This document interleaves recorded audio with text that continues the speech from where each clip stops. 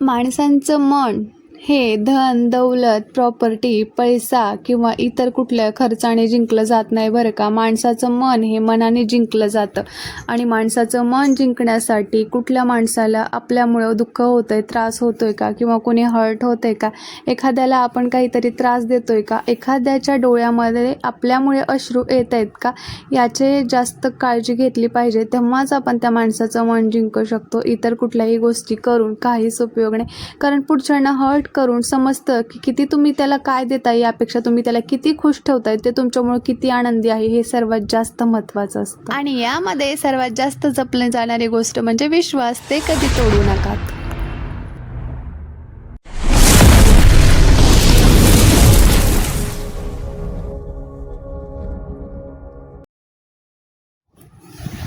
Hello family, मी पूजा लाईफस्टाईलिंग working blogger YouTube चॅनलमध्ये तुमचं पुन्हा एकदा खूप खूप स्वागत आहे तुमचं पुन्हा एकदा माझ्या आजच्या नवीन व्हिडिओमध्ये. नवीन व्हिडिओची नवीन सुरुवात झाली म्हणजेच नवीन काहीतरी गोष्ट तुम्हाला माझ्या व्हिडिओमधून शिकायला किंवा ऐकायला भेटणार आहे.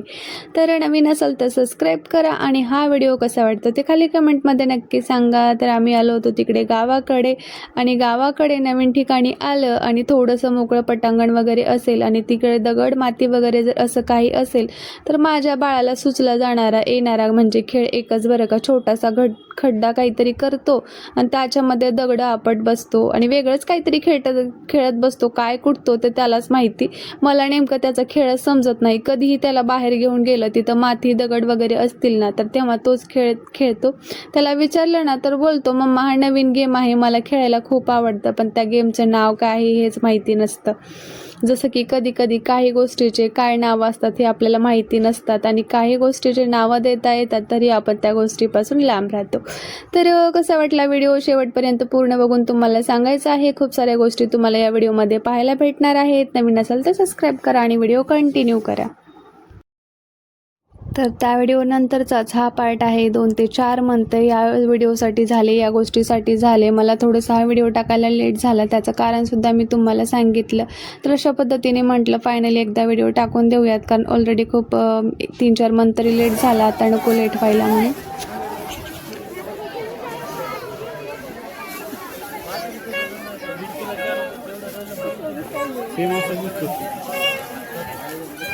आणखीन एक वेळेस डोळे दाखव, डोळे. तर आमच्या गावाकडे गेल्यानंतर तिथे एक यात्रा होती, तर त्या यात्रेमध्ये आम्ही इकडे आलेलो आहोत आणि इकडे रातची मस्ती वगैरे चालू झालेली बरं का. रातची मस्ती तर चालूच आहे, माझी शॉपिंगसुद्धा चालू आहे. बाहेर कुठे गेलो आहे आणि काहीतरी नवीन तिथे आपल्याला दिसलं आणि आपण शॉपिंग नाही केलं असं कधी होतं का? कुठल्याच लेडीजचा स्वतःवरती ताबा नसतो बरं का शॉपिंगच्या बाबतीमध्ये. जर आपल्या आवडत्या गोष्टी पुढं दिसल्या तर आपण घेतच असतो. तर माझ्या मैत्रिणींनो ना बघा किती सुंदर असे बँगल्स आहेत, खूप छान अशा होत्या. पाहिलं मला वाटत होतं हे घेऊ का ते घेऊ, तर त्यातल्या मी नंतर 2 चॉईस केल्या आणि पुढं दुसरी शॉपिंग झाल्यानंतर सुद्धा सपोर्टेड पार्टनरच्या चॉईसने तिथंसुद्धा मी घेतल्या. खूप सुंदर होत्या बरं का आणि खूप छान होत्या. तर तुम्ही सांगा पूर्ण शॉपिंग पाहिल्यानंतर त्यातली तुम्हाला कोणती छान वाटली बँगल्स वगैरे.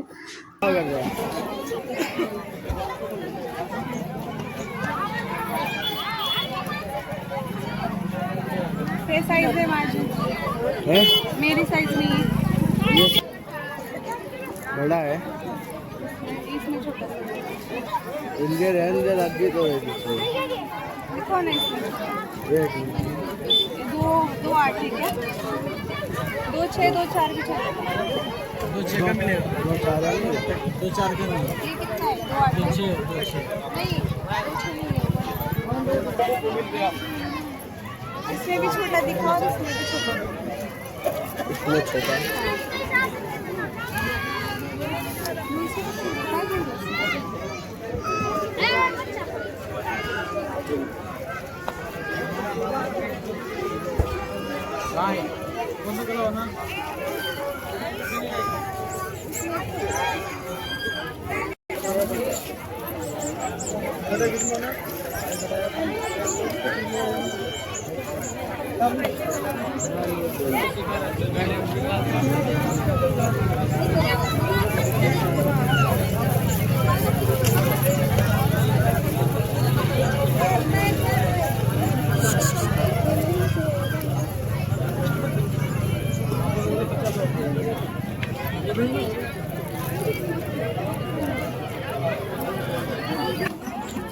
जो बैठ रहे अबे आले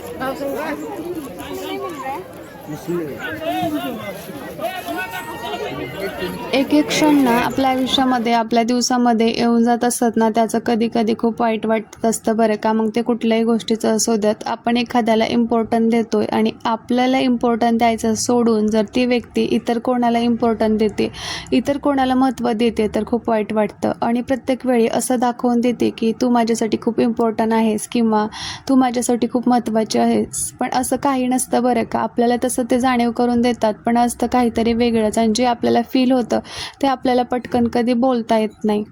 पण आपल्याला समजतं कोण किती इम्पॉर्टंट आणि कोण किती आपल्याला महत्त्व देतं. तर अशा पद्धतीने मला असं वाटतं, जो आपल्याला जितकं महत्त्व देतं ना, आपण त्या गोष्टीला तितकंच महत्त्व द्यायला पाहिजे. जेव्हा आपल्याला पूर्णपणे गोष्ट लक्षात येते ना, की ही गोष्ट अशी नाही अशी आहे, वेळ लागतो थोडासा समजायला, पण काही वेळानंतर आपल्याला समजते आणि तेव्हा आपल्याला थोडी बुद्धी येते. पण काय होतं, लवकर आपलं मन त्या गोष्टीसाठी मानत नाही. तर फॅमिली, असेच नवनवीन गोष्टी आणि नवनवीन माझे जे अनुभव आहेत ते मी तुमच्यासोबत शेअर करणारच आहे. त्याच्यामुळं तुम्हाला माझ्या व्हिडिओशी, माझ्या चॅनलशी आणि माझ्याशी नेहमी कनेक्ट राहायचं आहे. जे काही मी माझ्या लाईफमध्ये अनुभव घेतलेले आहेत ते हळूहळू तुमच्यासोबत शेअर करणारच आहे. तर बघा, आपण यात्रेमध्ये आलो ते तुम्हाला माहिती. तर इथे ना मला घ्यायची होती पर्स, आणि ते पण मला जशी पाहिजे तशी काही भेटतच नव्हती. त्या काकूंनी सांगितली ती तशीच आहे. मग त्यामध्ये पूर्ण पेपर वगैरे भरलेले होते, ते सगळं काढून मी चेक केलं, मला ते हवी तशी आहे का. पण एक्झॅक्टली मला जशी पाहिजे होती ना तशी काय नाही भेटलेली. मग बघा, हे बन बुचड्याला लावायचं खूप सुंदर आणि खूप छान असा लुक येतो जेव्हा काठापदराची साडी वगैरे घालतो आणि सुंदर बन असा घालतो ना. म्हणजे वेगवेगळ्या हेअरस्टाईलसुद्धा करून आपण त्याच्यावरती ते लावू शकतो. असं वेगळं काहीतरी घ्यायला खूप छान वाटतं ना, जे आपल्याकडे नाही आहे असं ते. तर हे माझ्याकडे नव्हतं आणि मी खूप वेळेस पाहिलेलं होतं ते, पण मला नेमकं माहिती नव्हतं ते यूज कसं करायचं. त्याच्यामुळे मी काही घेतलं नव्हतं. पण या टायमिंगला म्हटलं आपण वेगळं काहीतरी घेऊयात, जेणेकरून आपल्याला वेगवेगळ्या हेअरस्टाईल वगैरे आणि वेगवेगळे लुक करता येतील. तर त्यामुळे इकडे माझी शॉपिंग चालू होती. तर नेमकी काय काय शॉपिंग वगैरे करते हे नेमकं मी तुम्हाला शॉपिंग करते वेळेस नाही दाखवत. पण जेव्हा पूर्णपणे शॉपिंग वगैरे केलेला ब्लॉग असतो ना, तो पूर्णपणे मी वेगळा टाकत असते. कारण जे काही घेतलं आहे तर काही गडबडीमध्ये दाखवता येत नाही आणि मग तिथे ते प्राईस पे करायची वगैरे असते. आणि इतकं काही क्लिअरलीमध्ये म्हणायला गेलं तर मग 1 ते 2 तासाचा व्हिडिओ सहज होऊन जातो. त्यासाठी मला वाटतं शॉपिंग जे काय आहे ते नंतर तुम्हाला निवांत दाखवावी, म्हणजे तुम्हाला छान अशा वस्तू दिसल्या जातील. चला मग परत आलो घरी, चहा वगैरे बनवला, सर्वांना चहा वगैरे दिला आणि परत आम्हाला निघायचं होतं आता लातूरला.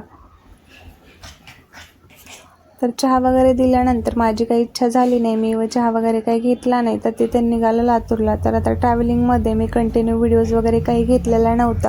तर फायनली आम्ही आलो लातूरमध्ये. म्हटलं आता घरी जाऊन कधी स्वयंपाक आणि जेवण वगैरे करावं, त्यासाठी बाहेरूनच जेवण करून जावं. तर किती सुंदर आणि किती मोठ्या मोठ्या अशा टेडीबिअर आहेत ना, बघताच मला असं वाटतं हे घेऊ का ते घेऊ, कारण माझ्याकडे एकही मोठी टेडी नाही आहे आणि मला खूप आवडते. खूप साऱ्या छोट्या टेडी झालेल्या आहेत, पण असं वाटतं मला स्पेशली छान असं जाऊन मस्त कलरफुल ना टेडी घ्यावी. पण माहिती नाही तो योग कधी येणार आहे. पण नक्कीच मी एक लवकरच मोठी टेडी घेणार आहे, जेणेकरून मला मस्त अशा गप्पा तिच्यासोबत मारता येतील आणि एक सुंदर असा लुक माझ्या रूममध्ये सुद्धा येईल. त्यामुळे मला लवकरच एक मोठी टेडी घ्यायची आहे. तर चला आता इकडे आलो, जेवण वगैरे करूयात. तर नाही मॉर्निंगला निघायचं होतं, पण झालं असं की कुठल्या तरी काही गोष्टीमुळे आम्ही थांबलोत आणि मग नंतर इव्हनिंगला निघालोत. दुपारी निघायचं म्हणता उशीर झाला आणि संध्याकाळ झाली. अशा पद्धतीने आमचा 1.5 दिवसाचा हा प्रवास आणि 1.5 दिवसाचा हा व्हिडिओज होता. तर चला आता जेवण वगैरे करूयात. हे सगळं विचार करते वेळेस मला इतकं टेन्शन येत होतं की आपण जातो एका गोष्टीसाठी आणि होती वेगळीच गोष्ट. आपण वेगळंच ठरवून जातो आणि असं वाटत नाही की आपल्यासोबत असं काही होणार आहे, पण नंतर इतकं पस्तावतो ना, परत वाटतं आपण ही चुकी कधीच करायची नाही.